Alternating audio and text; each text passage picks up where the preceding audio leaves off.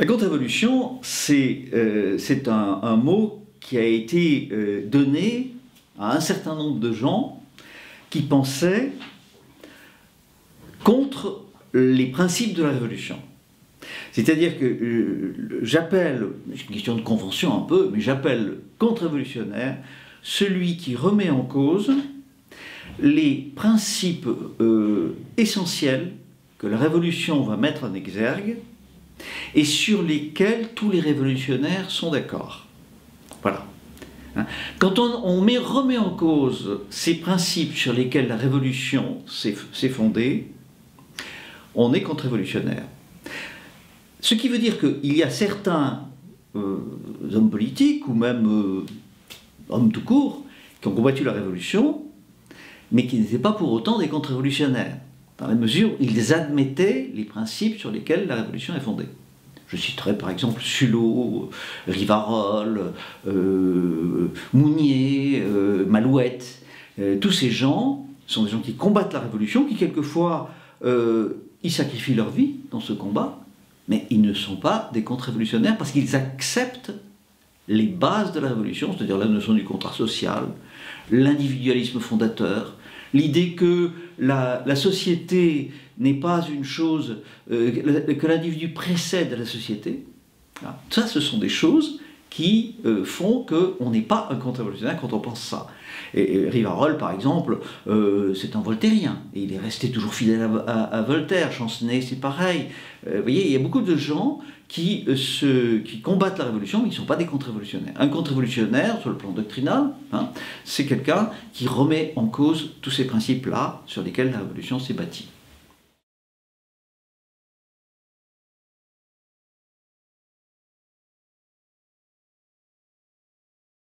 Avec la réaction, certainement pas, car la réaction, vous savez que c'est un mot qui a été inventé par la Révolution au XIXe siècle, par les révolutionnaires au XIXe siècle, pour désigner ceux qui réagissent par rapport à la Révolution. Donc la réaction, c'est le contraire de l'action, et c'est une chose qui est parfaitement, qui est péjorative, qui est négative.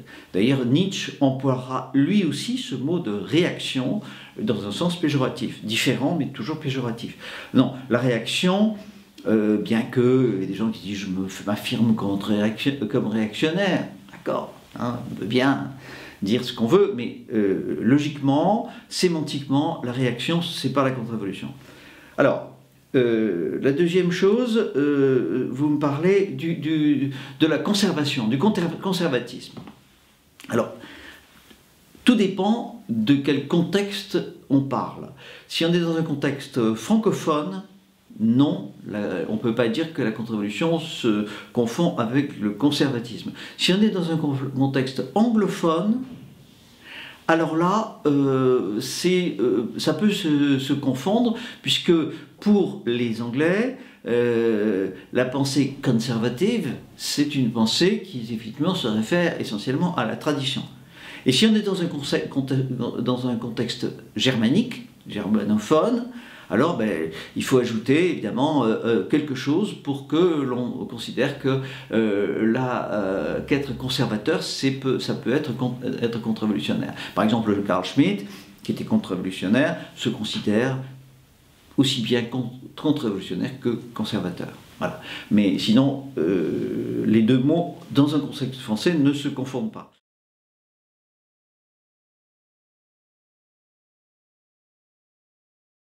Alors non, le monarchisme et la contre-révolution ne se confondent pas, dans la mesure où il y a des monarchistes qui ne sont pas contre-révolutionnaires et des contre-révolutionnaires qui ne sont pas monarchistes. Ça, c'est clair, ce n'est pas synonyme. Mais il est vrai qu'en France, il y a tout de même une ombre portée très forte de la monarchie, sur toute opinion constitutionnelle, aussi bien parmi les gens qui se fondent sur la tradition ou qui respectent la tradition, que sur ceux qui s'y opposent. Et il faut lire les œuvres de Duguy, par exemple, de Horiou, qui sont de grands juristes républicains, Carré de Malberg, tous ces gens, et qui disent tout est faussé par le fait que quand on parle de souveraineté, il y a l'ombre de la monarchie qui fait que les mots ne peuvent pas avoir d'autre sens que celui que l'histoire leur a donné. Et c'est pour ça qu'il conclut que les républicains ne peuvent rien faire avec la notion de souveraineté parce qu'elle est déjà complètement occupée par la monarchie. Donc vous voyez, il y a, on peut très bien être contre-révolutionnaire et ne pas être royaliste, et l'inverse est vrai aussi, mais tout de même, il y a une très forte liaison, connexion entre le monarchisme et la contre-révolution, en France du moins. Ceci explique aussi par le fait que la France est un pays qui a la chance d'avoir une dynastie nationale, ce qui n'est pas le cas de tous les pays. Il y a des pays, en Allemagne, les contre-révolutionnaires sont très rarement royalistes, enfin monarchistes aujourd'hui. Hein. Voilà.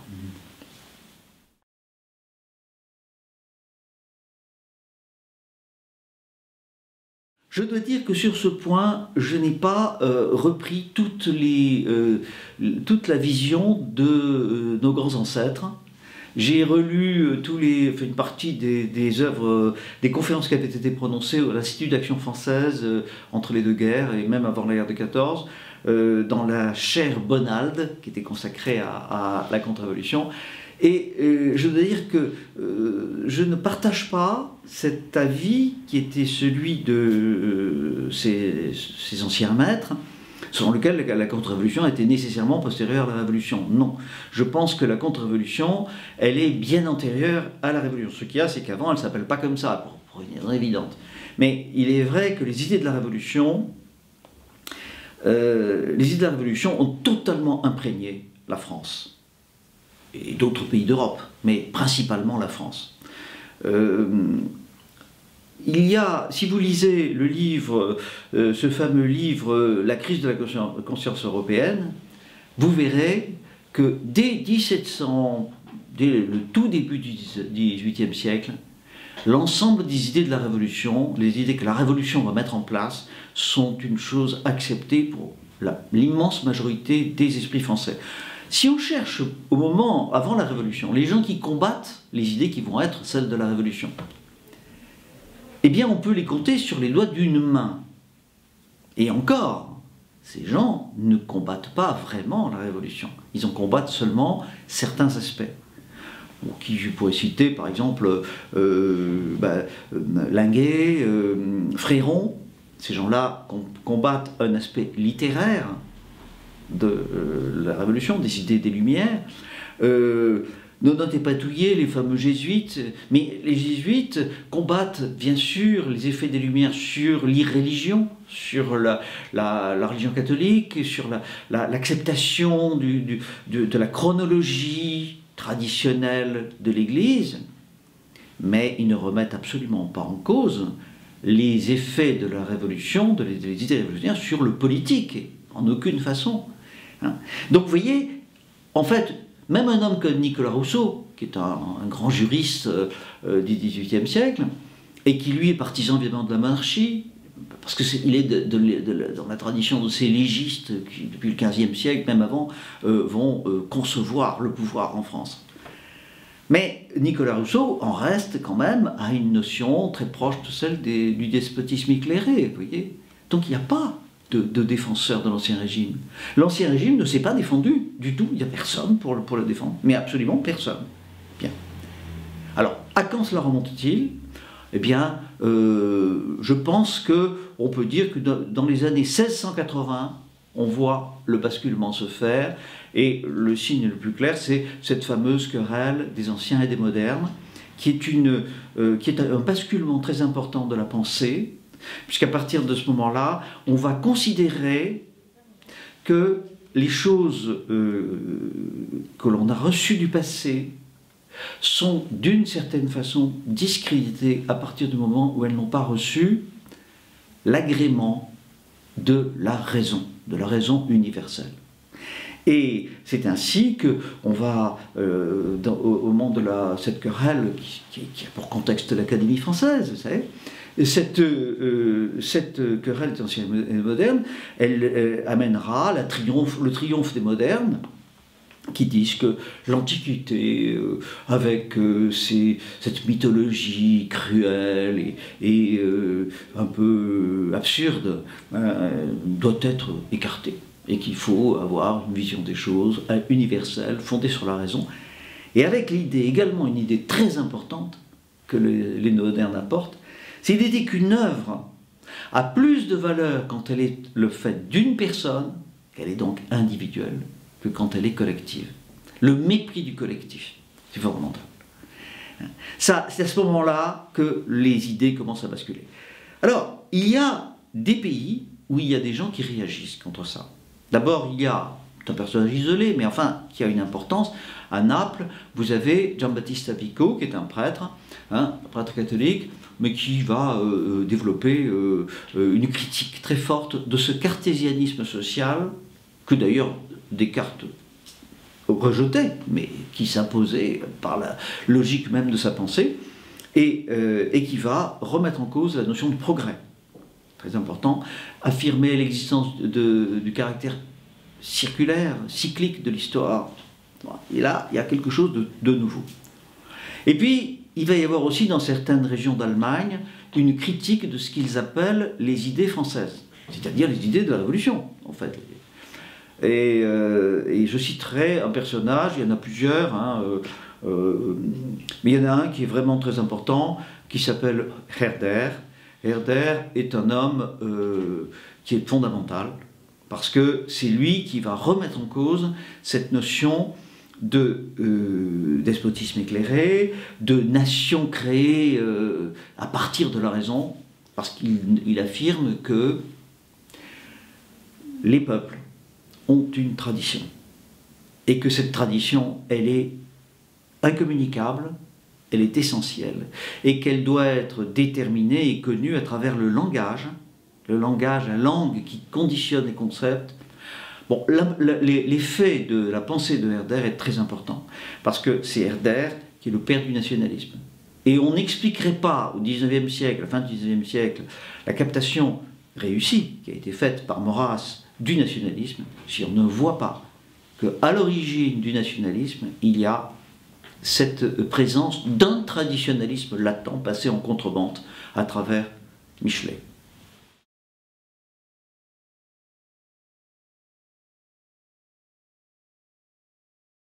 La pensée contre-révolutionnaire est diverse.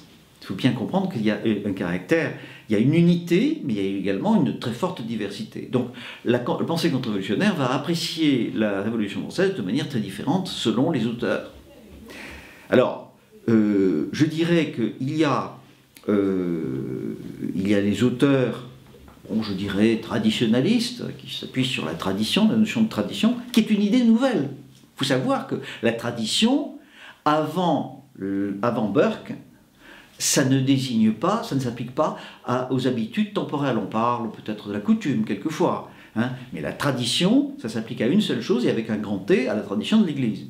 C'est à partir de cette époque-là, à partir de la fin du XVIIIe siècle, avec Burke, qu'on va utiliser ce nom de tradition pour se référer à des habitudes sédimentées dans le social. Et pour Burke, la Révolution, c'est une métaphysique adultérée, comme il dit, c'est-à-dire des idées fausses qui se sont implantées dans les cerveaux à la suite d'observations inexactes, qui sont en grande partie dues à Hobbes et Locke, mais bien sûr, Burke ne se garde bien de critiquer Locke, parce que il est l'un des chefs du parti libéral, du parti Whig britannique, et qu'on ne critique pas Locke. Locke, c'est un homme intouchable, puisque c'est lui le théoricien de la Glorious Revolution de 1798. Et donc, lui, Burke, considère qu'il y a une démission, un rejet par la France de sa propre tradition et de sa propre constitution. Parce que Burke estime qu'il y a effectivement une constitution traditionnelle de la France, comme il existe une constitution traditionnelle de l'Angleterre. C'est très intéressant comme idée. Bon, ça c'est Burke. Il y a d'autres penseurs qui considèrent que la révolution, c'est un châtiment de Dieu. Les providentialistes, enfin tous les auteurs qui se placent dans cette optique-là, qui ne sont pas forcément d'ailleurs des penseurs très orthodoxes, et qui tirent cette vision de milieux peu connus aujourd'hui, mais qui sont en grande partie illuministes. Je pense à Louis-Claude de Saint-Martin, personnage dont on a vraiment oublié l'importance, qui se intitulait ainsi Le philosophe inconnu, et qui va participer à un cercle de pensée un peu ésotérique, les élus Cohen de l'univers. Et ces gens-là considèrent que la Révolution française, c'est une punition de Dieu, une punition divine, c'est un châtiment qui est imposé à Dieu, par Dieu aux hommes qui ont péché. Alors, plusieurs choses, le détournement de la religion catholique, ou au contraire les mauvaises mœurs, les populations, les élites qui ont trahi, qui sont tombées dans la débauche, dans le stupre, etc. etc. Ça, c'est une deuxième catégorie. Alors, Maistre, évidemment, mais Baruel, d'une certaine façon aussi, sont des gens. Et puis alors, évidemment, Blanc de Saint-Bonnet, lui, c'est celui qui est allé le plus loin dans ce sens. Voilà. Il y a d'autres gens qui considèrent que la Révolution française, c'est le triomphe des idées de l'étranger. C'est l'étranger qui a imposé sa pensée en méprisant, en détruisant la pensée française. Vous imaginez bien que Maurras fait partie de cette catégorie-là. Hein. Maurras, mais aussi Barbé d'Aurevilly, par exemple. Ce sont des gens qui estiment que la Révolution n'est pas française. Elle est allemande, elle est anglaise, elle est genevoise. Bon, là, moi j'avoue que sur ce point, je trouve que Maurras se laisse un peu prendre par son patriotisme, hein, son amour de la France. Moi je trouve que les idées révolutionnaires, elles ont le produit d'une réflexion bien française, hein, et qui évidemment a des références ailleurs. Rousseau par exemple. Enfin, justement, Rousseau, il est un peu, je dirais, hétérodoxe par rapport à la Révolution. Hein. Voilà, donc l'explication, la pensée, la façon dont on voit la Révolution, elle est différente selon les auteurs. Et bien sûr, selon la vision que l'on a, on va avoir une vision de l'action contre-révolutionnaire qui va être très différente, bien sûr. Parce que si c'est Dieu qui a décidé de punir les hommes, il suffit d'attendre que Dieu ait changé d'avis. Hein, et ça viendra le jour où on aura bien souffert, où la douleur et la souffrance se seront accumulées. Alors à ce moment-là, Dieu sera là pour nous relever et obtenir le retour à la normale.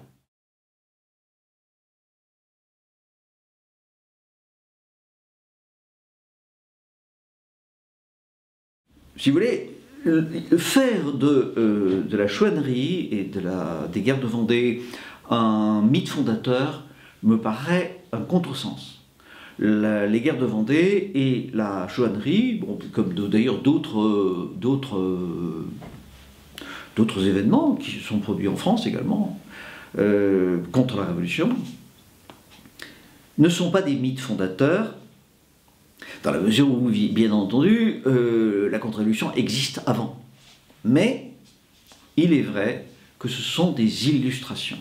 Des illustrations dont l'image est extrêmement importante, parce qu'aucune théorie ne peut durer dans le temps si elle ne se raccorde pas à des images héroïques. Et les guerres de Vendée, la chouannerie, l'insurrection lyonnaise, tout ça, ce sont des images héroïques et qui se continuent dans le temps et que nous-mêmes nous gardons à l'esprit chaque fois que nous avons une action à faire pour être à notre égard un modèle. Voilà. Alors effectivement, ce sont des choses importantes, ce ne sont pas des mythes fondateurs, mais ce sont effectivement des modèles très pleins de vérité et plein de variété aussi. Quand vous voyez la différence dans les personnages, bon, Catilino, hein, de son côté, Catilino qui est le saint laïque, mais en même temps un homme d'un grand courage et d'un grand sacrifice, et puis Charette qui est au contraire un grand général, génie militaire, et puis en même temps un cynique, un peu, un homme vraiment du XVIIIe siècle. Et on pourrait citer d'autres personnes, comme par exemple le comte de Langeron, qui est un personnage extraordinaire, peu connu, mais qui a fait toutes les guerres de l'Empire et de la Révolution de l'Empire, toutes, hein, et qui finalement termine sa carrière militaire par la prise de Montmartre, comme général d'armée russe. L'émigration, c'est aussi quelque chose. Tout ça sont des illustrations qui sont intéressantes et qui donnent chaque fois une voie à suivre ou à ne pas suivre, mais qui elle-même est pleine d'enseignements et de beauté et de grandeur.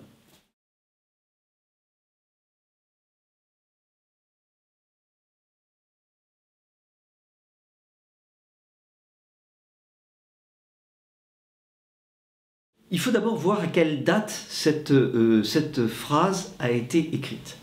Et c'est là que c'est très intéressant. C'est donc dans les dernières années du XVIIIe siècle. Napoléon n'est pas encore arrivé, n'est-ce pas? Et Maistre se place là, toujours dans cette optique d'une révolution qui est un châtiment divin et qui va se terminer, parce qu'on ne l'expliquerait pas pour Maistre, la révolution, s'il n'y avait pas à chaque pas Dieu qui impose, qui aide ces criminels à s'entre-massacrer, à substituer une révolution à une autre révolution en dévorant les enfants de la révolution. Et donc, pour Maistre, la révolution, c'est l'anormalité, c'est l'impureté, c'est la plus grande pureté de l'impureté, l'impureté à l'état pur en quelque sorte. Et eh bien, pour Maistre, le jour où l'impulsion va cesser, les choses reviendront à la normale, c'est-à-dire que il y aura ce que Boutan, qui adhérait un peu à cette vision des choses, il appelait ça la métanoïa, c'est-à-dire une conversion d'un pays qui brutalement a une vision et retourne à une attitude naturelle. Au terme de cette métanoïa, les hommes retrouveront la voie naturelle qui est le respect des ancêtres, le respect de son père, le respect du roi, le respect des traditions, la dévotion envers Dieu. Et Maistre va développer cette idée-là d'une façon très intéressante, parce qu'elle sera considérée comme prophétique. Il dit, un jour, on ne sait pourquoi, on annonce que le gouverneur, des fonctionnaires apprennent que le roi est arrivé à Bordeaux ou qu'il est arrivé à Nantes, et peu à peu la nouvelle gagne toute la France et tout le monde se presse pour accueillir le roi qui revient chez lui. Magnifique image, mais cette image, elle est la réalité, c'est ce qui s'est passé, mais elle n'est pas dans l'avenir, elle est dans le passé. C'est ce qui s'est passé en 1814, c'est-à-dire après l'abdication de Napoléon, quand le roi revient, le roi Louis XVIII revient, il y a d'abord le comte d'Artois, le duc d'Angoulême, la duchesse d'Angoulême qui arrive, qui débarque contre l'avis des Anglais, contre l'avis des Russes. Wellington est tout à fait contre, les Russes sont totalement opposés. Les Russes sont favorables, l'empereur de Russie est favorable à la mise en place du roi de Rome et la conservation des Bonaparte. Donc, contre l'avis des occupants, la monarchie s'instaure. Et effectivement, c'est magnifique, mais ça ne va pas durer, puisque un an plus tard, c'est les 100 jours qui sont la douche, qui sont l'effondrement, et qui vont sonner le glas de la monarchie. Parce que la monarchie, elle est morte à cause des 100 jours. Les 100 jours, c'est une catastrophe pour la monarchie française et pour la France. Bien. Donc, cette idée de la métanoïa, le retour naturel des choses, sans qu'il soit nécessaire d'agir, parce que ça se passe tout seul, eh bien, c'est une idée typiquement mestrienne. C'est pas la révolution en temps inverse, c'est pas une action violente qui permet de changer l'état, c'est simplement une attente respectueuse, une attente dévote à l'égard de Dieu qui change l'aspect des choses. Mais malheureusement, ça ne s'est pas du tout passé comme ça. Et cette vision de Maistre, elle n'a pas été justifiée par l'histoire, et je ne sais pas si Maistre, qui est mort en 1821, avait vécu un peu plus longtemps, s'il l'aurait maintenu. Voilà. Maistre est contre l'action, il estime que l'action contre-révolutionnaire est néfaste, et évidemment, pour nous, pour les contre-révolutionnaires, c'est une calamité. Le grand problème que nous avons, je vais trop loin peut-être, non, le grand problème, c'est que au XIXe siècle, la contre-révolution, elle est incarnée par deux penseurs, Bonald et Maistre. Bonald, c'est un homme qui est très rigoureux, plutôt gallican, très rigoureux et très avec un raisonnement extrêmement logique, un peu lourdeau quelquefois, un peu ennuyeux. Alors que Maistre, il a un raisonnement extrêmement brillant, étincelant, loufoque quelquefois, maniant le paradoxe de façon extrêmement amusante. Et la pensée de Maistre a eu beaucoup plus d'influence que celle de Bonald. Et c'est ça ce qui est à regretter, parce qu'en réalité, Bonald avait une vision des choses plus conforme à une action politique. Voilà. On peut le regretter, mais c'est comme ça.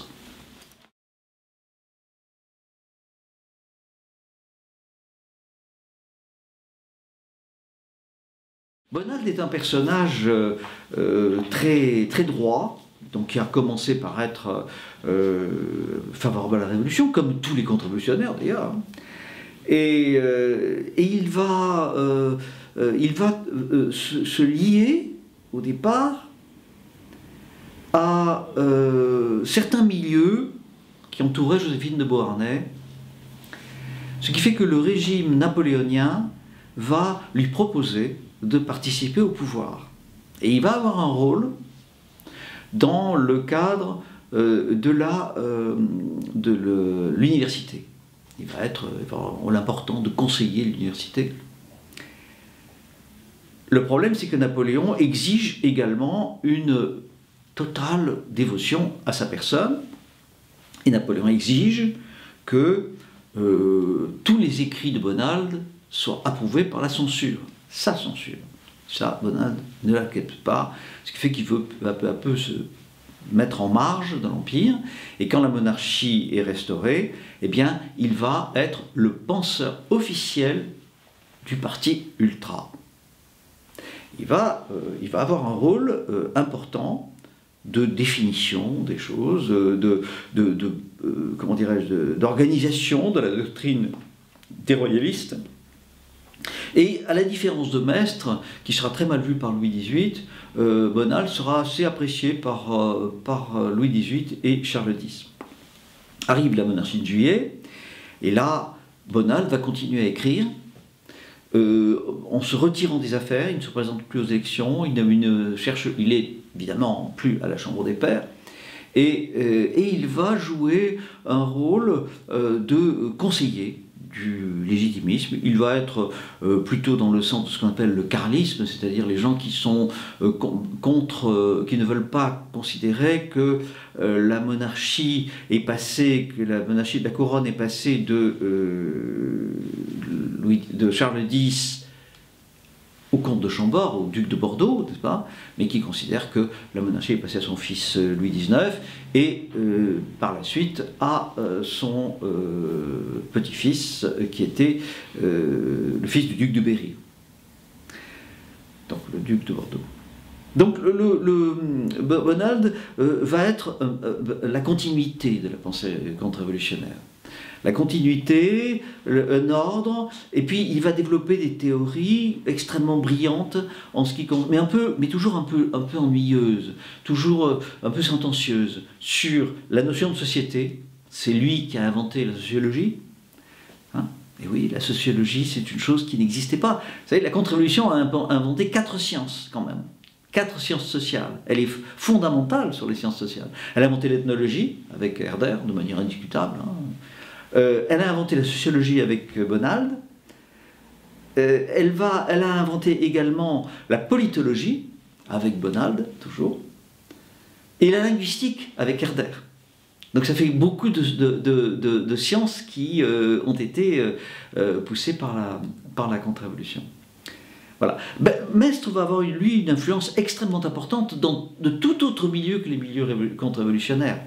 Il est admiré par Ozanam, par toute une pensée catholique. Beaucoup de catholiques libéraux, même, seront très admirateurs de Maistre. C'est un personnage toujours très, très agréable à lire.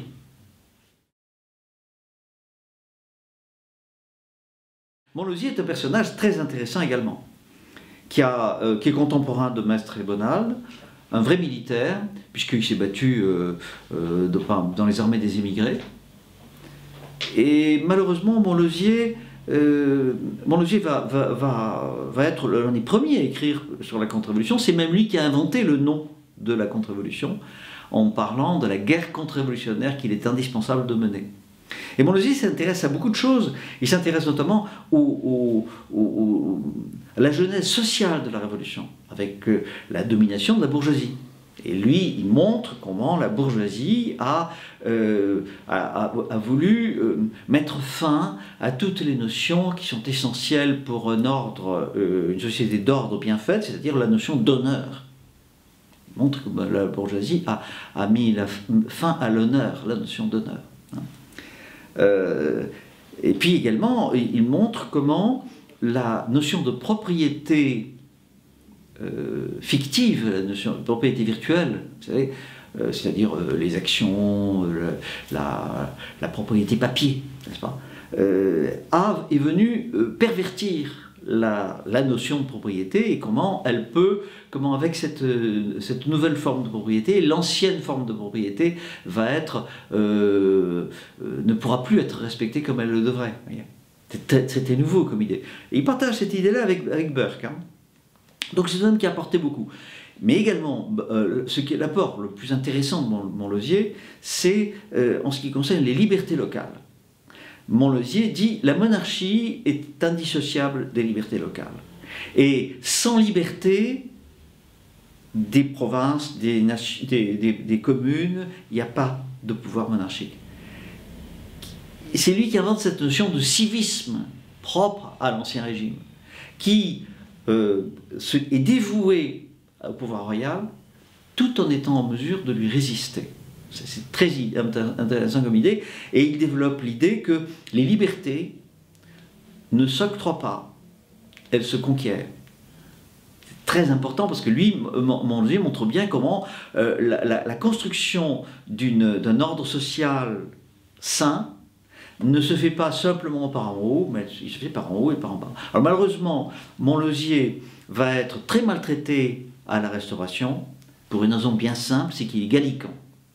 Alors, grand problème également, qu'on ne connaît pas, que l'Action française n'a pas tellement traité, hein, on comprend pourquoi, la question de l'opposition entre les gallicans et les ultramontains. Et là, à mon avis, là encore, c'est une calamité pour nous que les ultramontains aient triomphé de manière aussi indiscutable. Et parce qu'il était gallican, Montlosier va être très mal vu par les autorités religieuses, à tel point que après sa mort, on l'enterrera on refusera la confession et il sera enterré en dehors de la terre chrétienne. C'était dur à l'époque. Hein.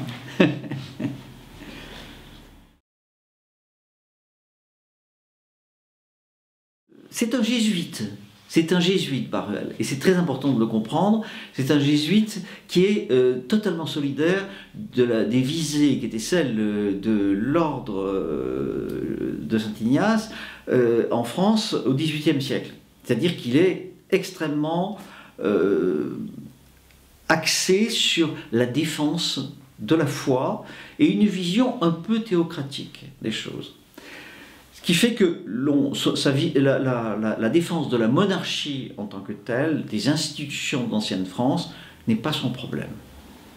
Et il va s'intéresser à la façon dont les Jacobins ont pris le pouvoir, l'ont maintenu, et son livre principal, qui s'appelle Mémoire pour servir à l'histoire du jacobinisme, va être axé sur le fait, la façon dont les Jacobins, dont les révolutionnaires, à travers les sociétés secrètes, à travers la maçonnerie, ont utilisé le secret et le vice. Le secret et le vice. C'est-à-dire que leur vice caché permettait d'avoir une solidarité de mauvais aloi, qui leur permettra de garder le pouvoir. Et cette façon de faire va se poursuivre même après la fin de Robespierre, même après la fin de la Convention. Et ils vont continuer à garder une très forte solidarité. Et ça, c'est très bien vu, c'est un aspect des choses qui est bien vu, parce que, effectivement, le fait que les Jacobins aient eu du sang sur les mains, et le sang sur les mains, ça provoque une réelle solidarité. Quand vous avez commis ensemble un crime, vous avez le même cadavre dans le placard, eh bien, vous allez vous entraider. Et c'est ce qui a permis, effectivement, c'est ce qui montre, ce que Baruel montre, cette permanence de la solidarité des Jacobins, de solidarité dans l'impiété. Voilà. Il y a un disciple de Baruel qui, lui, est allé, à mon avis, beaucoup plus loin, c'est Augustin Cochin, qui, dans les dernières années du XIXe siècle, a, de manière tout à fait scientifique, à partir d'une étude chartiste des choses, a montré l'influence de ces sociétés de pensée, et à mon avis, d'une manière plus politique que Baruel, qui en reste toujours à cette vision jésuitique de la société, qui est celle du XVIIIe siècle. Alors, c'est pour ça que Baruel d'ailleurs, après lorsqu'il va revenir en France, va demander à être réintégré dans l'ordre des Jésuites, et il va, à l'âge de 72 ans, il va refaire son noviciat. Vous voyez, c'est extraordinaire de voir la fidélité à l'esprit jésuite. Mais les jésuites, vous savez, en France, au XVIIIe siècle, les jésuites n'ont pas joué forcément toujours un rôle favorable à la monarchie, loin de là.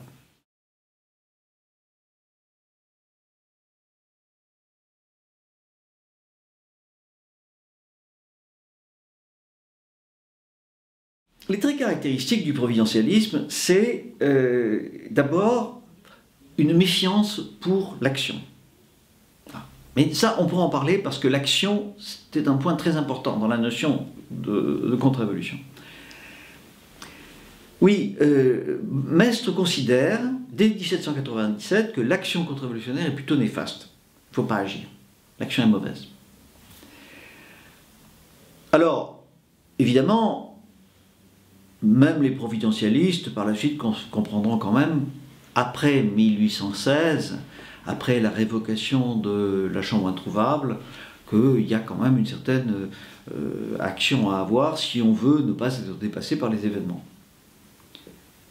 Mais cette action sera toujours soumise à l'idée que c'est Dieu qui commande et qu'à travers Dieu, il y a son principal serviteur qui est le pape.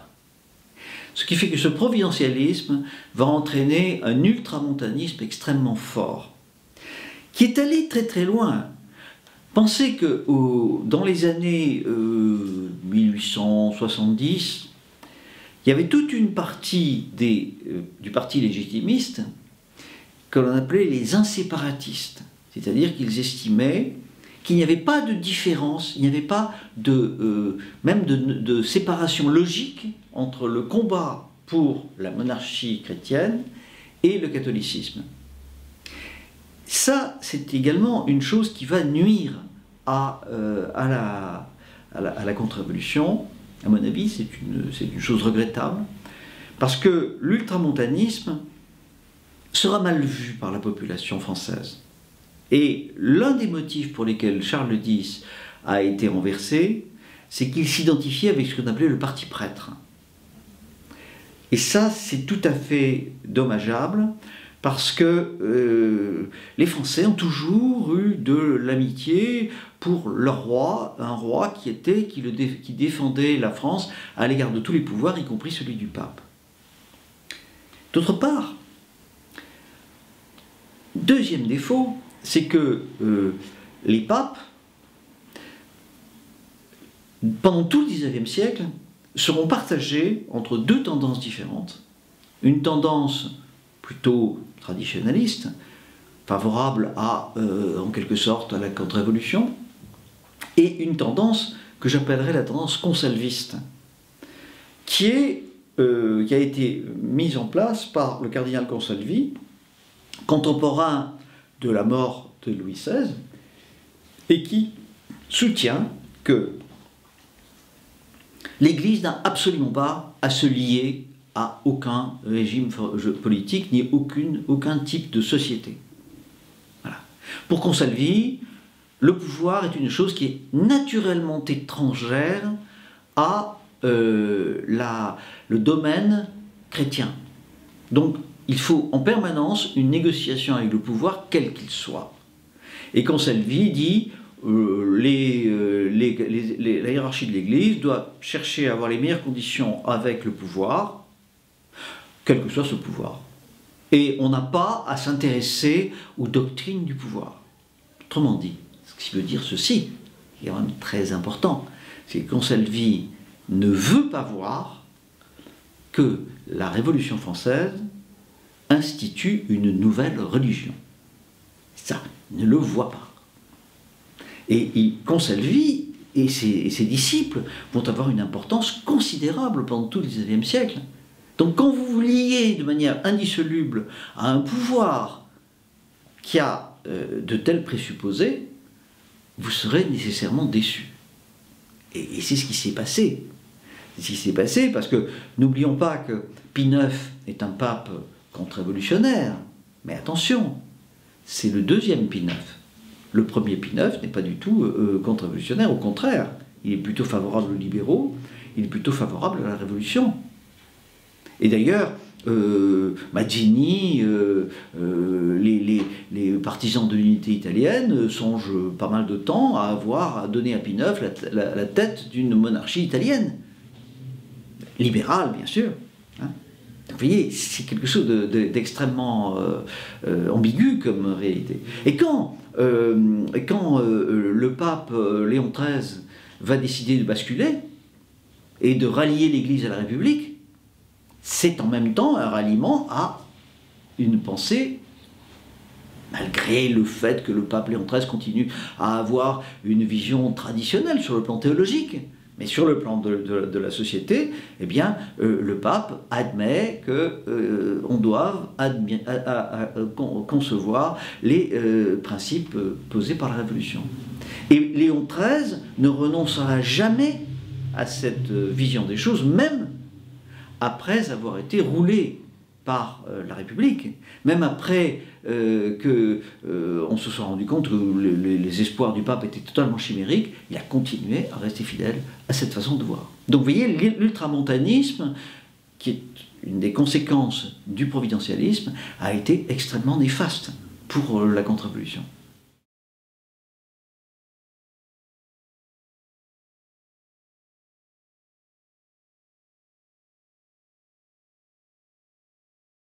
Burke est un Whig, un Britannique, et c'est un Irlandais.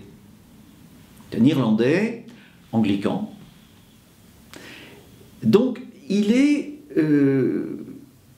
très attaché à cette notion de la coutume, de ce que l'on a transmis, nos ancêtres ont transmis, qui est bon parce que non pas parce que l'analyse de notre esprit critique permet de dire qu'il est bon, mais c'est bon parce que c'est vient du passé, c'est ancien, on a toujours fait comme ça, et ça a fonctionné.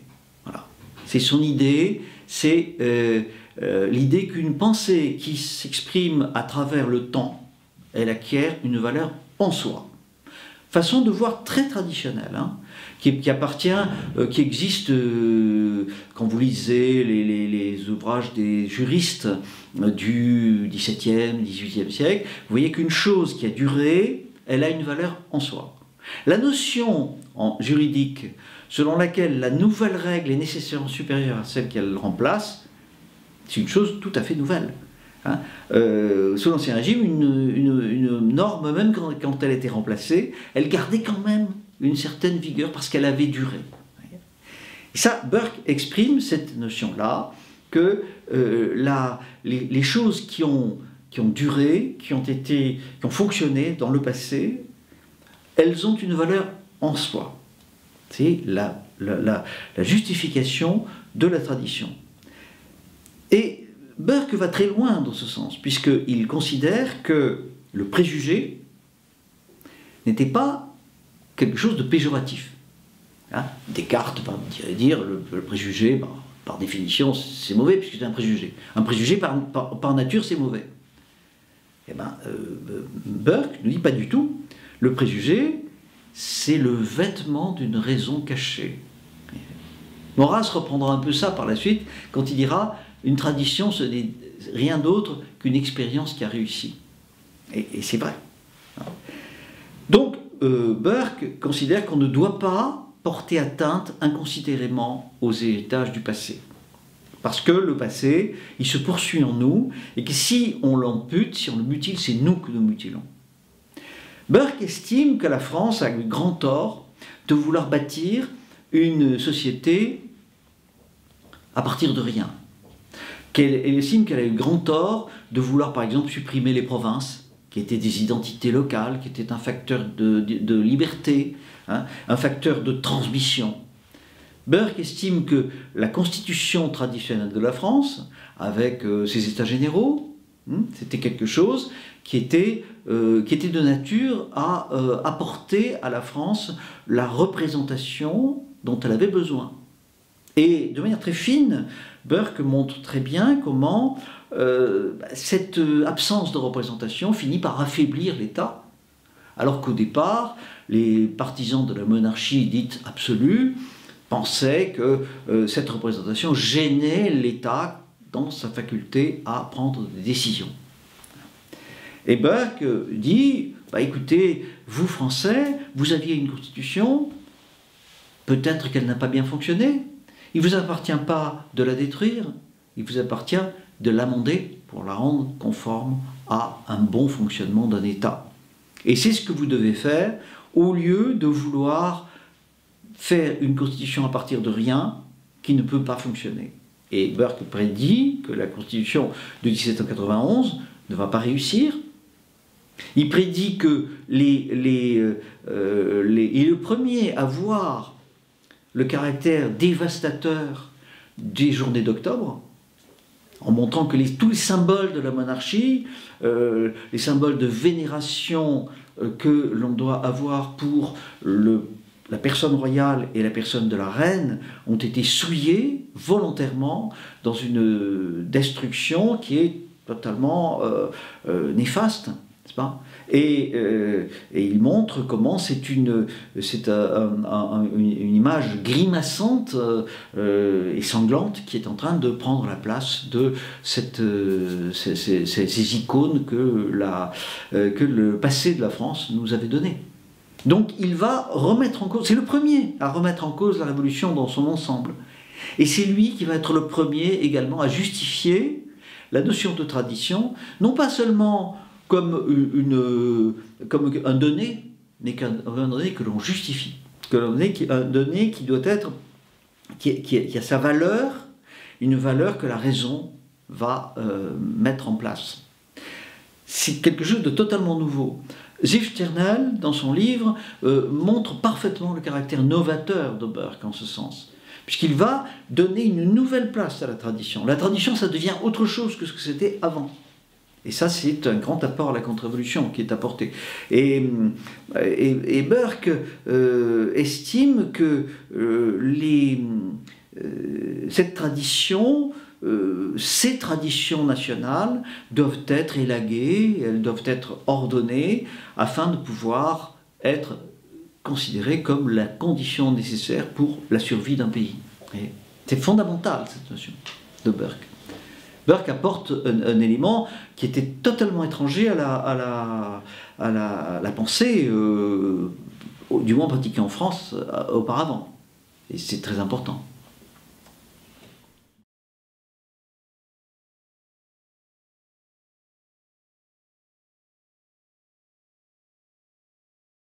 D'abord, je voudrais vous préciser que Burke, c'est pas tout à fait exact ce que vous dites. Burke soutient les revendications et les contestations qui sont faites par les assemblées des colonies britanniques contre les injonctions de Lord North. En fait, il se passe la chose suivante. Vous avez un État britannique qui a de gros problèmes d'argent. Il a besoin d'augmenter les impôts. Et puis Lord North déclare, bon bah les colonies c'est là pour ça, c'est là pour payer, ce sont des vaches à lait, il faut les faire payer. Et donc il va essayer d'imposer de nouvelles taxes qui s'appliqueront à la fois à ce qui sort et à ce qui rentre. C'est ça la chose qui n'est pas logique. Et les assemblées locales, élues de manière légitime, selon la tradition britannique, considèrent que ce n'est pas normal et que ce n'est pas juste. Et Burke va appuyer cette revendication en disant: nous n'avons pas le droit de ne pas les écouter. Nous devons tenir compte de ce qu'ils disent. Mais Burke ne va pas continuer à les soutenir à partir du moment où la guerre commence. Il ne soutient pas l'insurrection armée des insurgents. Hein, il soutient simplement qu'au départ, on a tort de ne pas prendre en compte leurs revendications, car elles s'expriment dans le cadre d'institutions qui sont traditionnelles, qui sont reconnues par les structures britanniques. Voilà la réalité. Hein.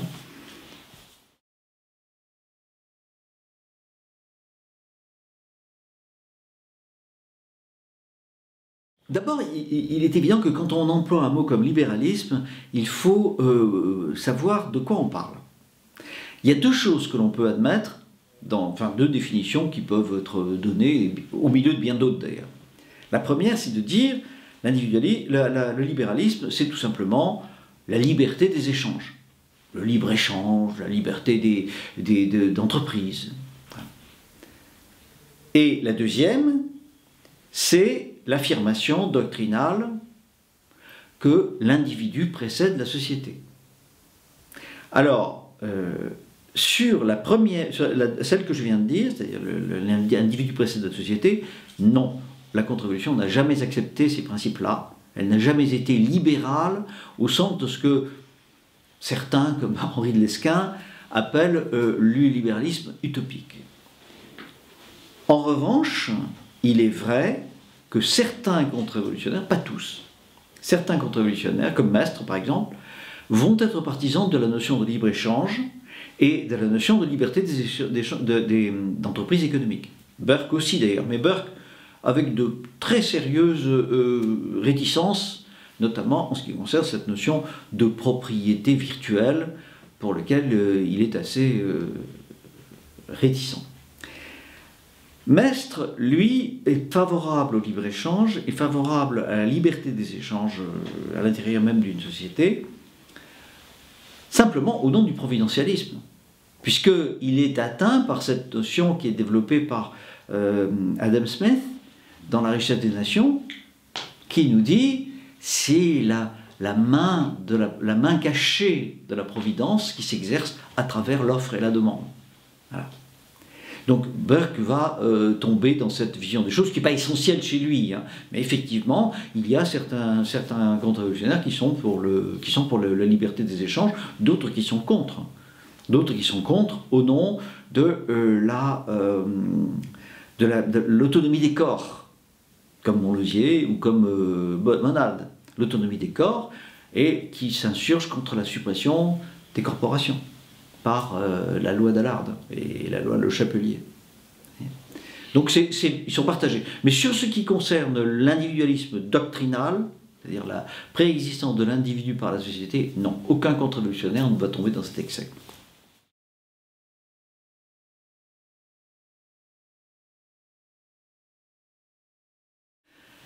Alors, chez certains contre-révolutionnaires, il y a indiscutablement cette empathie qui peut exister avec le socialisme, c'est vrai. Et il y a eu même parmi les contre-révolutionnaires des gens mineurs d'ailleurs, mais qui étaient tout à fait, qui étaient partisans d'une union du socialisme avec la contre-révolution.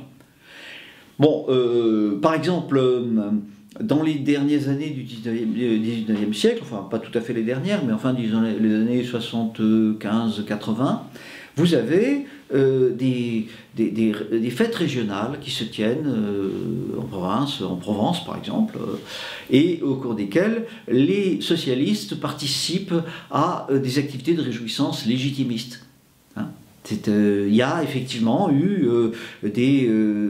un lien entre certains mouvements socialistes et des mouvements légitimistes. C'est indiscutable. Il est vrai aussi que les révolutionnaires, les socialistes, veulent garder quand même cette filiation, souvent avec la révolution de 1789, même chez Proudhon. Proudhon qui a quand même un certain regard assez favorable à la pensée contre-révolutionnaire. Malgré tout, il y a cette référence à 89. Et puis ne parlons pas de Benoît Malon, par exemple, Prévost Paradol, tous ces socialistes sont malgré tout se considèrent comme les successeurs de Robespierre, des Jacobins, etc. C'est vrai que les contre-révolutionnaires ne pouvaient pas l'accepter. Mais il y a eu effectivement une porte qui s'est ouverte, qui s'est entrouverte. Bon, ça n'a pas été, ça n'a pas donné lieu à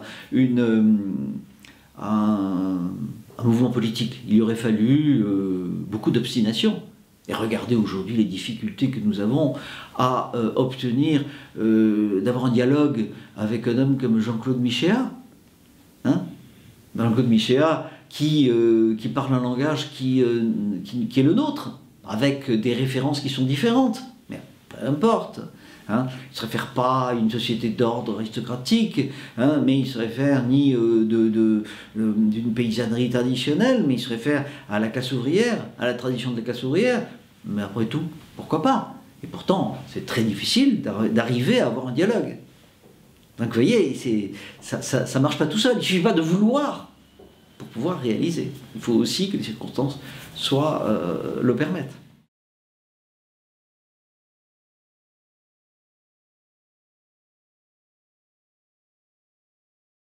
Oui, bien sûr, la contre-révolution contient des éléments de critique de l'ordre capitaliste, bien sûr. Alors, tout dépend, encore une fois, quelle définition on donne du capitalisme. Si vous donnez du capitalisme la définition que donne Marx, par exemple, en disant nous sommes devant 5000 ans de capitalisme, bon, évidemment, là, on ne rentre pas dans ce raisonnement. Mais si vous considérez qu'effectivement le capitalisme consiste à industrialiser l'humain, à transformer les hommes en considérer les hommes seulement dans leur rapport de facteur de production, si on considère que l'ordre social se confond avec le marché, alors oui, la contre-révolution ne peut pas accepter cette vision des choses, et elle a toujours condamné cette identification de l'ordre social au marché. Bien sûr. Alors Proudhon, effectivement, se rend très bien compte de cette incompatibilité. D'ailleurs, vous parlez de Proudhon, mais même Marx a puisé dans la pensée des contre-révolutionnaires, et il a dit la valeur qu'elle avait, la façon, cette dénonciation par les contre-révolutionnaires par les contre-révolutionnaires de ces capitalistes qui cherchent, qui ne tirent de profit que de la destruction de l'ordre social. C'est ça l'idée, hein, qui a été développée par des gens comme comme Schumpeter par exemple, qui montre bien que le capitalisme en soi ne peut trouver de profit que dans la destruction de l'ordre social. La destruction de l'ordre social est considérée comme une source de profit. Et il est nécessaire de détruire pour créer de nouveaux comportements, pour avoir et bénéficier de l'innovation qui permet d'avoir des marges plus importantes. Et ça, bien entendu, les contre-révolutionnaires le dénoncent. Ils sont d'ailleurs parmi les premiers à le dénoncer, bien sûr.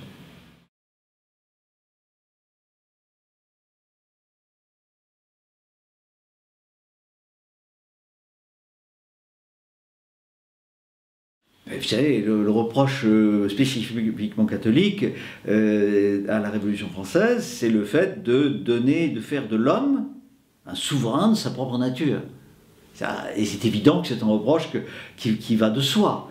L'homme est un souverain de sa propre nature, alors il a la possibilité de décider de son sort, hein, mais il a également la possibilité de décider de ce qui est vrai et ce qui est faux.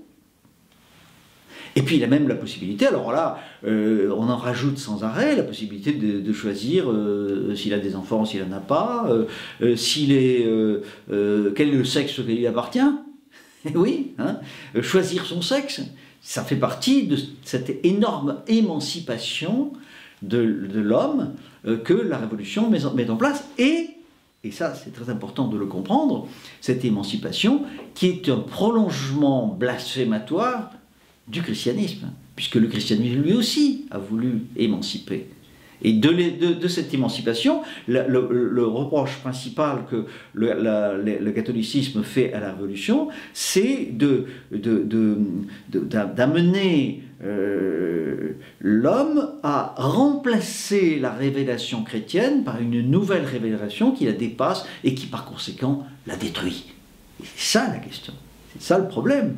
Alors, c'est tout à fait bien vu de la part de l'Église. Cela dit, l'Église, le catholicisme, a un peu tendance quelquefois à considérer que la contre-révolution, c'est elle qui doit la conduire et que c'est elle qui définit ce qui est contre-révolutionnaire et ce qui n'est pas. La condamnation par Pie XI de l'Action française, c'est pas du tout parce que Maurras aimait les dieux païens qu'il va être condamné. Pas du tout. Il est condamné parce que le pape Pie XI a pris une position politique qui, en fait, a pour but de passer un accord avec la gauche, en quelque sorte. Hein. Pie XI est un pape de gauche, politiquement, pas religieusement, hein, mais politiquement, c'est un pape de gauche, et il estime que l'Action française le gêne dans ses manœuvres politiques. Donc c'est pour ça qu'il va nous condamner et il va nous obliger à nous interdire le sacrement, les mariages in nigris, les enterrements à la sacristie, tout ça, c'est la conséquence d'un choix politique. Parce que l'Église entend la diriger, cette contre-révolution, quand elle le désire. Aujourd'hui, elle ne cherche plus du tout à le faire. Hein. Pour elle, au contraire, la contre-révolution, c'est fini. Et après Pie X, il n'y a plus de pape contre-révolutionnaire. C'est terminé. Il y a eu 2 papes contre-révolutionnaires, effectivement, Pie IX et Pie X, avec des particularités, avec une façon de voir qui est interne au catholicisme. Hein. Mais effectivement, ils sont plutôt contre-révolutionnaires, mais depuis, il n'y en a plus. Et effectivement, les reproches que l'Église fait toujours à la Révolution, elle ne les considère pas comme étant une conséquence de la Révolution. Et ça, c'est ce que l'on voit, si vous écoutez le discours de Paul VI à l'ONU, de Paul VI à l'ONU exactement, vous voyez que en réalité, le catholicisme aujourd'hui essaye de reprendre ces principes révolutionnaires comme étant d'anciens principes chrétiens qu'elle se réapproprie. Et c'est ainsi que la notion de droit de l'homme, par exemple, est aujourd'hui considérée carrément comme un dogme chrétien. Hein? Bien sûr, pas un dogme proclamé dans le cadre d'une procédure de définition théologique, mais effectivement, les droits de l'homme sont considérés comme quelque chose d'admis et de parfaitement chrétien. le pape Benoît XVI, malgré sa qualité intellectuelle, à l'ONU, va déclarer les droits de l'homme font partie du bagage chrétien. Et il est évident que vous ne pouvez pas être contre-révolutionnaire si vous admettez les droits de l'homme, puisque les droits de l'homme reposent sur l'idée que les droits dans la société préexistent à la société. Alors, ça, c'est évidemment incompatible.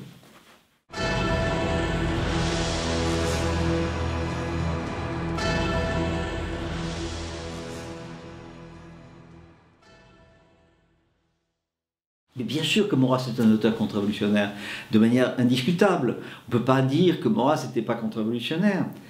L'empirisme organisateur de Maurras, bon, il en a recueilli le terme de Sainte-Beuve, qui n'était pas un contre-révolutionnaire, mais il n'empêche qu'il est un acquis que Maurras a parfaitement intégré à la contre-révolution.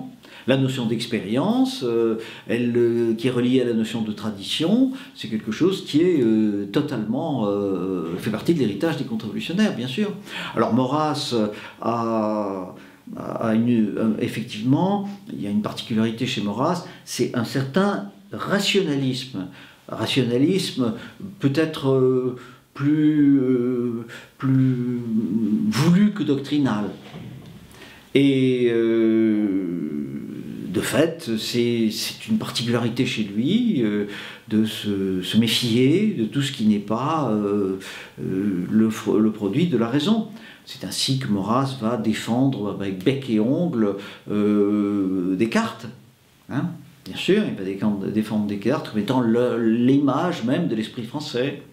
Peut-être que Maurras n'avait pas forcément dans l'idée le degré d'inféodation de l'esprit français aux idées révolutionnaires au XVIIIe siècle. Mais enfin, cela dit, il s'inscrit parfaitement dans la contre-révolution avec l'ensemble de ces étapes logiques. Et je crois que Maurras a également joué un rôle très important, et pour ça, vraiment, il est contre-révolutionnaire d'honneur, en ce sens qu'il a su relier des courants qui étaient des courants mineurs de la contre-révolution pour les réintégrer dans un même mouvement. Je veux parler du régionalisme d'abord. Le régionalisme qui est une pensée contre-révolutionnaire. Chez Sabino de Arana, Ersard de la Villemarqué, c'est une pensée évidemment contre-révolutionnaire. Chez Mistral, c'est un peu plus diffus, parce que Mistral est quand même un héritier des 48A, mais enfin, malgré tout, il y a une référence à la tradition, à l'apport du passé, aux héros régionaux, qui est très, très forte chez tous ces auteurs de la contre-révolution, du régionalisme. Et Maurras a contribué à relier ce courant régionaliste à son mouvement, et il en a fait de même avec le nationalisme, qui, vous le savez, au départ n'est pas du tout une pensée de droite, pas du tout une pensée contre-révolutionnaire. Ça, on peut en développer assez longuement le thème, mais au départ, le nationalisme n'est pas du tout quelque chose de contre-révolutionnaire, c'est quelque chose, au contraire, qui usurpe la souveraineté. Et les monarques de l'époque, même quand ils voient des mouvements nationalistes qui leur sont favorables, les prennent avec réticence, en disant oui, bien sûr, ils se révoltent en notre faveur, c'est bien, mais demain ils peuvent se révolter au nom du même principe et contre nous. Donc il y a une usurpation dans le nationalisme. Mais le problème, c'est que les idées de la Révolution vont, à cause du kantisme, vont au XIXe siècle devenir de plus en plus universelles. Or, les idées révolutionnaires abstraites vont accepter l'universalisme avec enthousiasme, alors que le nationalisme, qu'on le veuille ou non, est un particularisme. Et ce particularisme va amener les nationalistes à s'écarter peu à peu de cet universalisme révolutionnaire. Et c'est à ce moment-là que Maurras va intervenir pour leur montrer comment le nationalisme avait sa place à l'intérieur de ce grand mouvement qu'était la contre-révolution.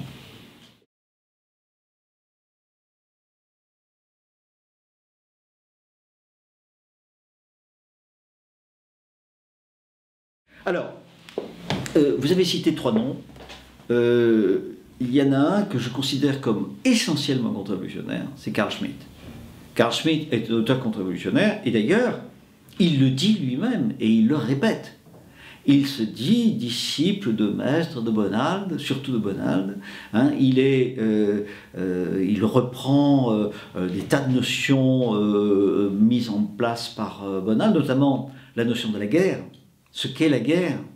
Et là, c'est une analyse qui est directement issue de Bonald. Hein, la guerre, la différence entre l'hostis et l'inimicus, hein, l'idée que la guerre des démocraties idéologiques est une guerre essentiellement conçue sur le modèle de la guerre civile, donc il n'y a pas d'ennemi noble, il n'y a pas d'ennemi respectable.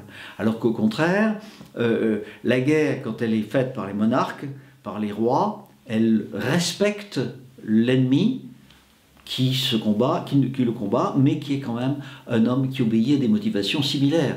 C'est l'empereur Guillaume Ier qui, lorsque les cuirassiers chargent, dans une charge désespérée à Reichshofen, déclare en français « Ah, les braves gens, les braves gens hein ».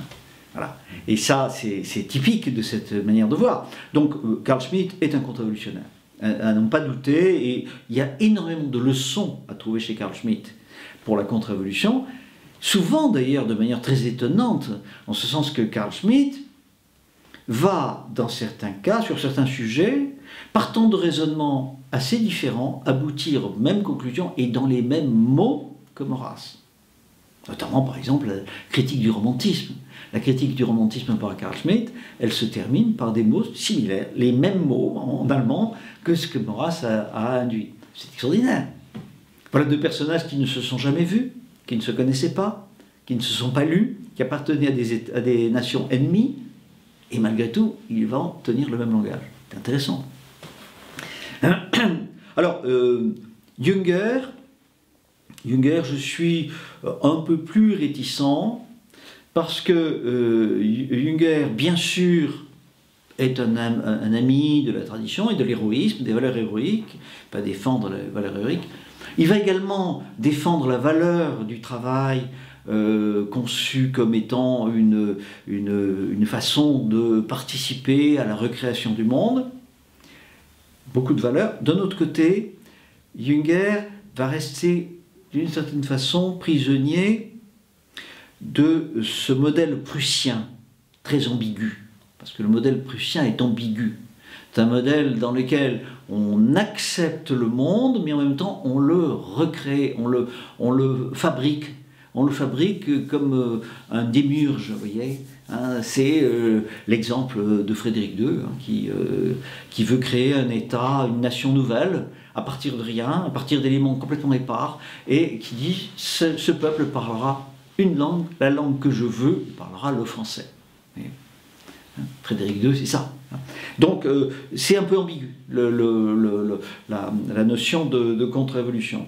Mais d'une certaine manière, la conservative révolution connaît cette ambiguïté. Vous avez des esprits de la conservative révolution qui sont très contre-révolutionnaires et d'autres qui le sont un peu moins. Et puis alors vous me parlez de Nietzsche. Alors là, Nietzsche, c'est un auteur qui s'est toujours gardé, mais de manière fanatique, de toute injonction d'action ou de conviction. C'est le philosophe au marteau, et il est extrêmement efficace. Les réflexions de Nietzsche sont toujours extrêmement précieuses, et elles sont souvent très exactes, mais Nietzsche ne nous apporte aucune solution, et il se garde toujours de nous apporter une solution. C'est pas un homme qui montre la voie, qui montre une voie. Vous voyez ?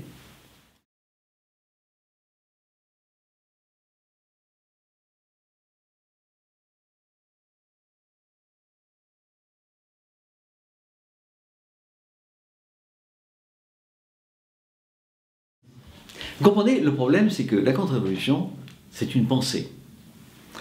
C'est-à-dire qu'elle définit une grille d'analyse du monde. Même si elle recommande une praxis, une fois que l'on est dans l'action, c'est pas elle qui va nous aider.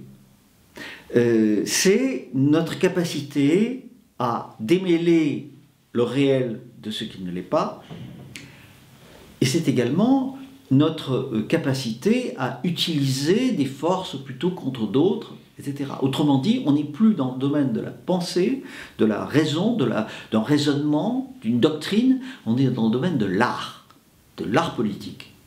C'est ça qui est très important à voir. C'est donc rare qu'il y ait des gens qui soient à la fois des contre-révolutionnaires et des praticiens. Et d'ailleurs, pour les révolutionnaires, c'est la même chose. Lénine, bien sûr, Lénine est à la fois un penseur et un praticien. Mais après, il n'y en a plus. Le communisme, la révolution ne nous a plus donné de personnages de ce style-là. Staline, c'est un praticien pur et simple. C'est absolument pas quelqu'un qui va penser un changement fondamental de la société. Et dans la contre-révolution, c'est pareil. Alors, je citerai un personnage qui a été un contre-révolutionnaire et qui a été également un homme politique de premier plan, c'est le comte de Villèle. Alors, Villèle est effectivement un homme qui est à la fois un penseur, il fait des observations d'une très grande finesse sur les institutions de la Restauration, qui sont remarquables, et aussi bien sur le plan de la Constitution que sur le plan de la législation. Et il montre parfaitement les difficultés. Il fait des études, des examens très approfondis pour voir dans quelle mesure on peut reconstruire l'esprit familial de l'Ancien Régime, dont il constate qu'il est détruit. Il y a une attitude extrêmement réaliste des choses. Enfin, malheureusement, Villèle n'a pas eu gain de cause. La Restauration ne lui a pas l'a abandonné à un certain moment. À partir de là, les décisions qui ont été faites par la Restauration ont été fatales. Et si certainement que si Villèle était resté ministre, et il aurait évité l'intervention de 1830, et en 1830, l'armée aurait pu écraser l'insurrection. Bon, cela dit, cette différence qui existe entre le praticien, l'art politique et le penseur est absolument incontournable. Alors vous me parlez de deux personnes, Franco et Salazar, tous les deux étaient effectivement imprégnés d'une pensée qui se rapprochait de la contre-révolution. Ils se sont servis des circonstances. Je pense que Franco n'était ni phalangiste ni carliste, il n'adhérait absolument pas à ces idées-là. Il a considéré que le carlisme et le phalangisme étaient deux forces politiques dont il devait se servir pour construire une Espagne nouvelle. D'ailleurs, quand Franco commence à écrire, et quand il écrit des choses, parce qu'il a écrit des choses, le niveau, c'est pas extraordinaire.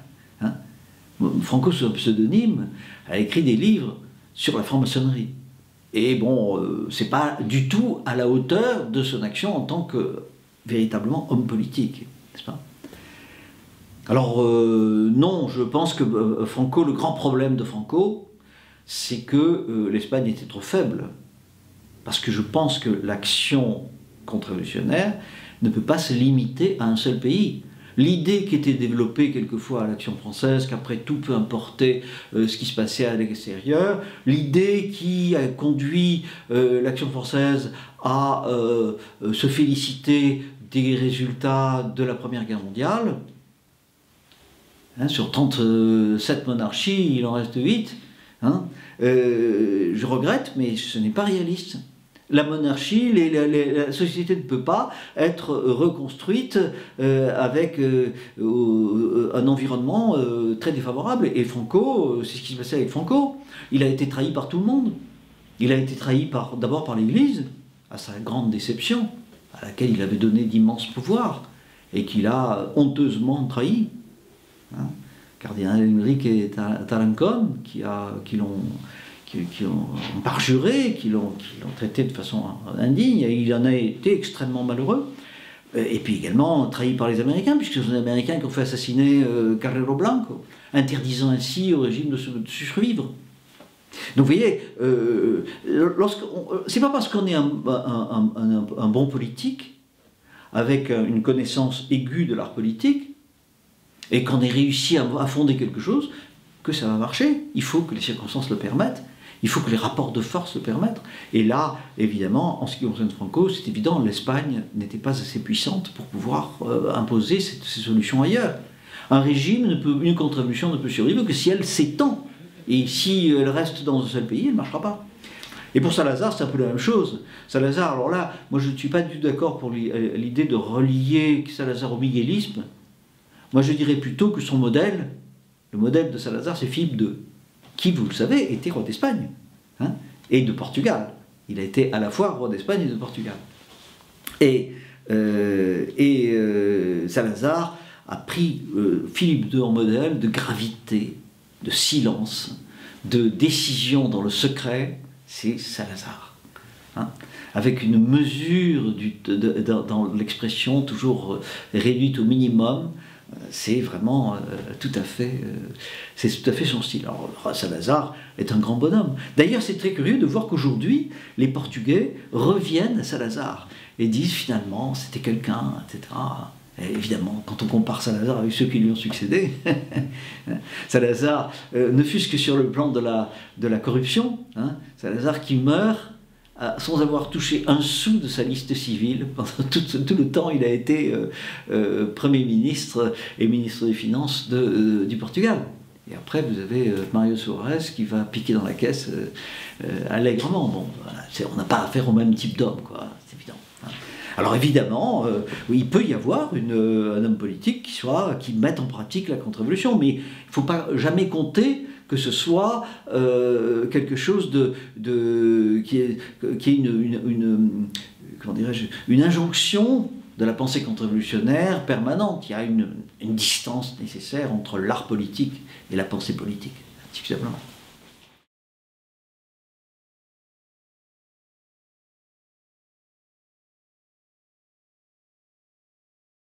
D'abord, à la différence de Salazar, et dans une moindre mesure de Franco, je dirais que le maréchal Pétain n'était pas un contre-révolutionnaire. Il n'était pas acquis à la pensée contre-révolutionnaire, simplement, bon, il avait un bon sens hérité de ses ancêtres paysans qui l'amenait à savoir sur quoi et sur quelle force un pays pouvait s'appuyer.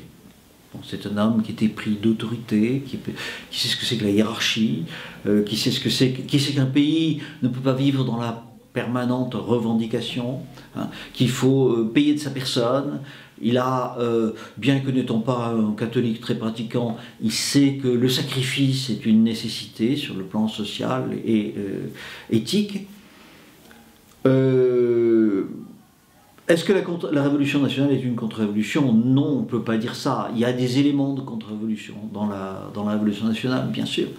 Il y a des gens qui sont contre-révolutionnaires, qui sont d'ailleurs plutôt dans l'entourage du maréchal que dans les centres véritables de décision. Mais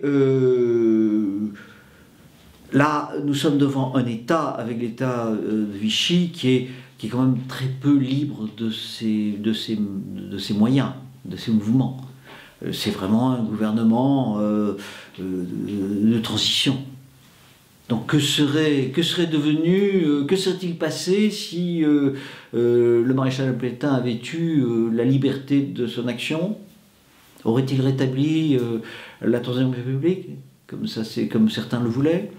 Aurait-il établi une république musclée, comme le voulait Laval? Ou au contraire, un régime paternaliste? C'est très difficile à dire. C'est très difficile à dire. Il y a indiscutablement des éléments de contre-révolution, mais le gouvernement de Vichy n'a duré que 5 ans, 4 ans, en fait, si on tient compte du fait que l'intervention américaine, l'intervention des Alliés intervient sur le territoire français au bout de 3 ans et demi. Et Le gouvernement de Vichy est un gouvernement déterminé par la nécessité, et par une nécessité extérieure.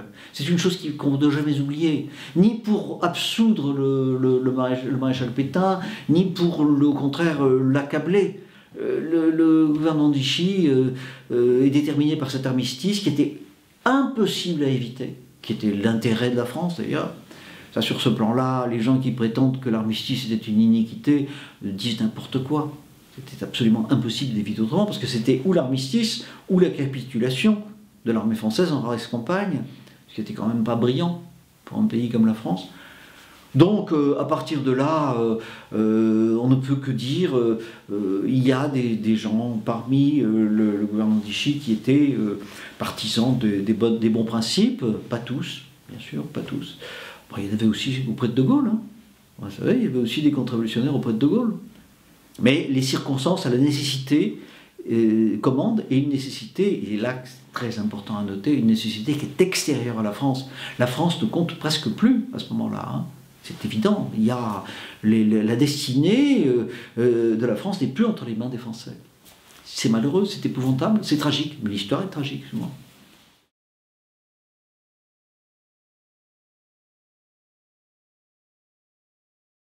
De Gaulle contre-révolutionnaire, je ne dirais pas non plus contre-révolutionnaire comme je l'ai dit pour le maréchal Pétain, je ne dirais pas que De Gaulle était un contre-révolutionnaire. De Gaulle était un homme qui avait certainement compris l'essence de la politique, à la différence du maréchal Pétain qui était resté quand même un soldat, mais De Gaulle avait vraiment étudié la politique avec beaucoup d'intelligence. Il connaissait très bien les causes de nos malheurs. Le problème de Gaulle, c'est que c'est un homme pressé. Et il ne croit pas qu'il va pouvoir changer les choses durablement. Et à ce niveau-là, il se rapproche de Salazar. Salazar qui disait, devant le pont Salazar, ce magnifique pont qui traverse le Tage, il disait, bon oui, il ne faudra pas attendre beaucoup d'années après ma mort pour qu'il change de nom. De Gaulle sait que ça ne va pas durer. Et il veut en profiter.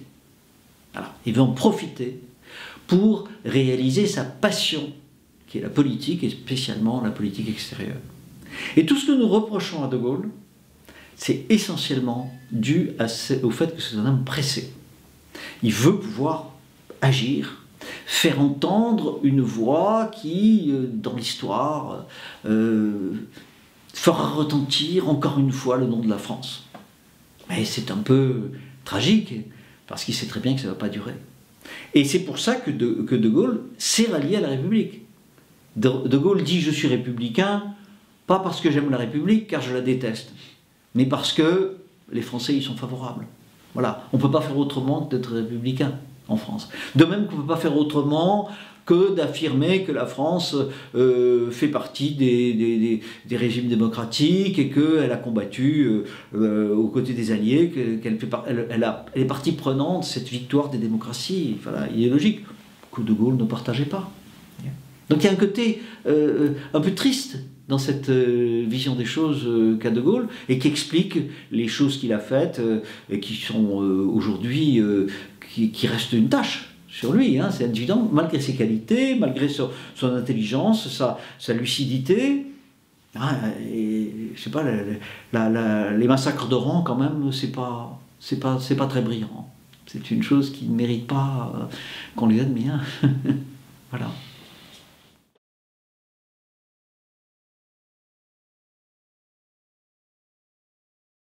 Alors, la réponse, elle est extrêmement nette. Non, le squadrisme n'est pas une pensée contre-révolutionnaire. En aucune façon, le fascisme mussolinien ne doit rien à la contre-révolution. Le fascisme mussolinien doit en revanche beaucoup au léninisme. Voilà. La pensée, l'action, les modèles de Mussolini sont Lénine. De même d'ailleurs que Saddam Hussein a un modèle, c'est Staline. Hein, ils ont leur modèle. Le modèle de Mussolini, c'est cette action purement révolutionnaire qui va non pas chercher à comprendre le monde, mais à le transformer. C'est ça l'idée fondamentale du fascisme. Et c'est ainsi que le fascisme ne veut pas accepter l'Italie comme l'héritage d'une tradition, mais comme la reprise d'un modèle mythique qui est celui de la Rome antique. Et c'est l'idée que Mussolini va avoir, retrouver un modèle issu d'un passé mythifié. Et ceci signifie la volonté de changer l'Italie, même dans ce qu'elle a de plus profond. C'est ainsi que Mussolini veut modifier la langue italienne en changeant la grammaire. Hein, c'est vraiment quelque chose d'extrêmement étendu, la réforme que veut faire Mussolini.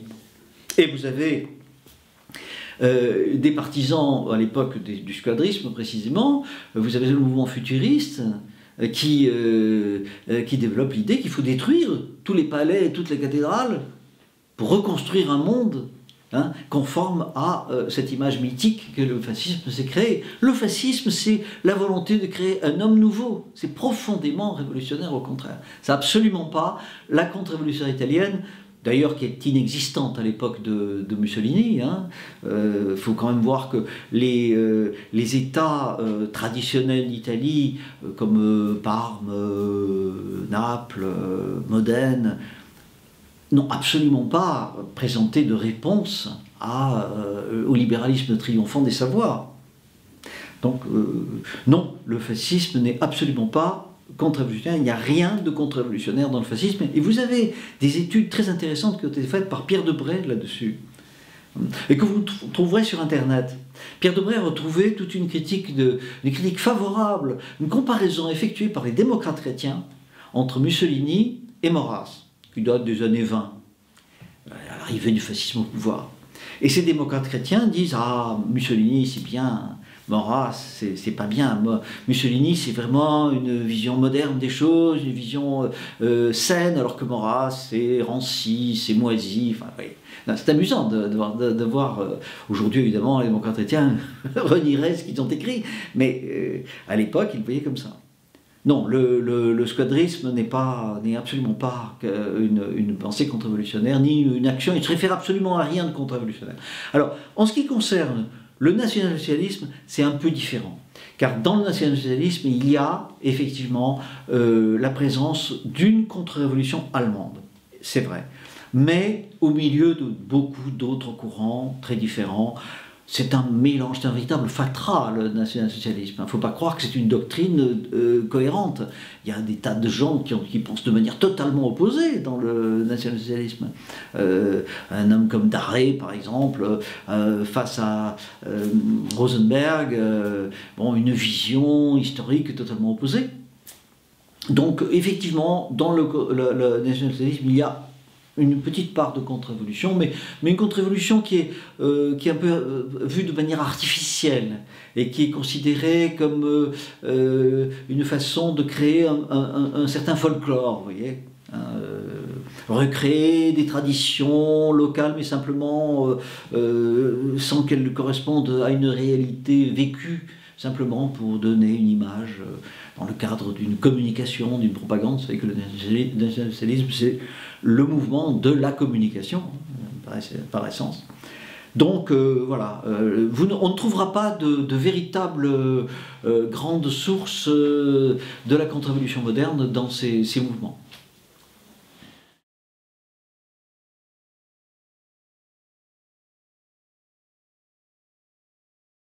Alors, D'Annunzio a des côtés contre-révolutionnaires, c'est évident. Il y a un culte du héros, le geste, le sens du geste. Il y a également une certaine volonté quand même démiurgique. La Constitution, on écrit une Constitution pour Fiume, qui ne sera jamais appliquée, et qui est simplement là pour être une œuvre littéraire. Ce sont des gens qui sont avant tout des hommes de lettres, et qui mettent en avant un petit peu un aspect théâtral des choses. Pour Evola, je serais je dirais que le côté contre-révolutionnaire est très présent chez Evola, avec la réserve suivante, c'est qu'Evola n'a jamais su insuffler une vision des choses à un mouvement. Ou plus exactement, chaque fois qu'il l'a fait, il a été rejeté par ce mouvement. C'est ça qui est très intéressant. Mais Evola est un homme qui a parfaitement réussi à imposer un certain type d'homme. Ça aussi, c'est une chose dont on n'a pas parlé. Mais la contre-révolution quelle qu'elle soit d'ailleurs, tous les mouvements contre-révolutionnaires vont essayer de mettre en place un certain type d'homme. Et celui qui l'a développé le plus nettement, c'est Marcel de Corte, qui a fait un livre dans lequel il développe l'idée que chaque société qui réussit impose un certain type d'homme, avec un certain type d'homme magnifié, bien sûr, hein, héroïsé. Et alors il cite l'Angleterre avec le gentleman anglais, Rome, l'Ancien Régime avec l'honnête homme, etc. Toute cette manière de voir. Et il dit on ne réussira à instaurer un nouvel ordre que le jour où on a imposé un nouveau type d'homme. Et Evola, effectivement, s'est appliqué à donner cette image. Il y a chez Evola des idées très intéressantes. Hein, notamment cette idée que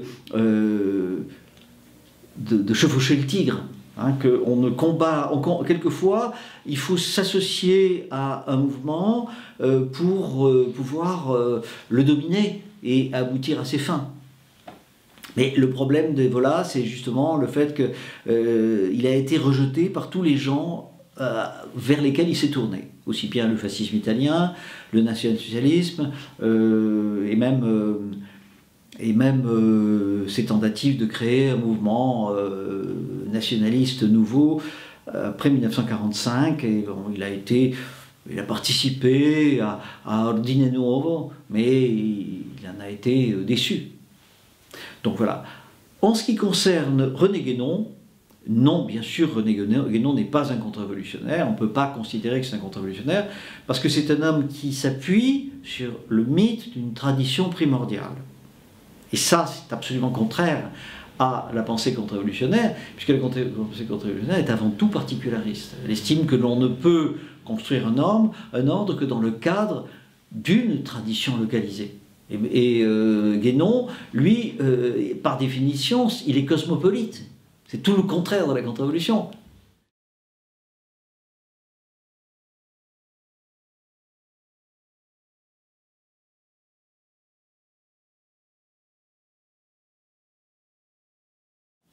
Ben vous savez, votre question, elle reprend un peu la question Chibolette dont vous avez parlé tout à l'heure, hein, la révolution au sens contraire ou le contraire de la révolution. Ben, je pense que, de toute façon, il y a nécessairement un aspect commun à la révolution et à la contre-révolution. C'est le changement, un changement qui ne peut être qu'une rupture. On ne peut pas... il va être, à mon avis, vu la charge idéologique qui est contenue dans le régime où nous vivons, une charge idéologique extrêmement puissante, et qui ne fait que s'aggraver avec le temps, cette charge idéologique provoquera une rupture, indiscutablement. Donc, il est évident que la rupture est nécessaire. Est-ce qu'elle est suffisante? Ça, je n'en sais rien. Il est très possible que la contre-révolution soit faite non pas par notre culture, mais par une culture qui lui aura succédé. C'est possible, ce serait très triste, mais ma foi, ça peut arriver. On aura peut-être, suite à l'effondrement inévitable, je ne sais pas si je le verrai, mais vous le verrez certainement, l'effondrement inévitable d'une société qui a perdu tout soutien, tout véritable soutien. Il suffit toujours, on est un peu la société dans laquelle nous sommes est comparable à la balle de tennis, la balle de ping-pong sur le jet d'eau. Ça finira un jour par s'effondrer. Donc il y a effectivement une rupture qui est prévisible. Mais de cette rupture-là, est-ce que nous saurons nous appuyer sur notre tradition pour imposer le retour à un ordre? Ça, je ne sais pas. Il faut que nous ayons la volonté, il faut que nous soyons unis, il faut que nous ayons un discours cohérent, et puis il faut aussi, surtout, qu'on soit capable d'attraper les circonstances, et que nous soyons audacieux. Ça fait beaucoup de choses nécessaires. Écoutez, je ne peux que vous y encourager, hein, vous qui êtes plus jeune que moi.